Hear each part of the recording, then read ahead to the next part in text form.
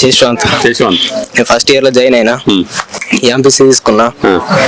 నాకు first pass అవుతా అని నమ్మకం లేకుండే, వీళ్ళకి వచ్చినాక సార్లు చెప్పిన కొద్ది నాకు నమ్మకం వచ్చింది, పాస్ అయినా.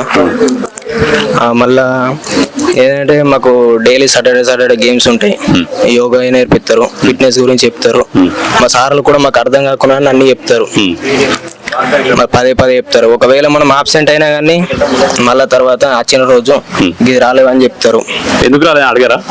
అడుగుతారు, ఫార్మ్ చేసుకోవాలి కదా. మా అమ్మనేమో బీడీ మేకర్, మా నాన్న ఫారెన్ ఉంటాడు, మా తమ్ముడు ఉంటాడు, వాడు మెప్పల్ కడ చదువుకుంటాడు. అంతే.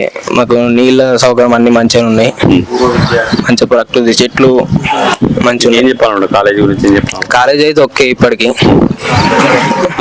ఇంకా ఏమంటే లెక్చరర్స్ సార్లు అయితే ఓకే, ఇంకేం లేదు, సార్లు మంచిగా చెప్తారు, నోట్స్ రాయకుండా రాపిస్తారు మళ్ళీ మాతో.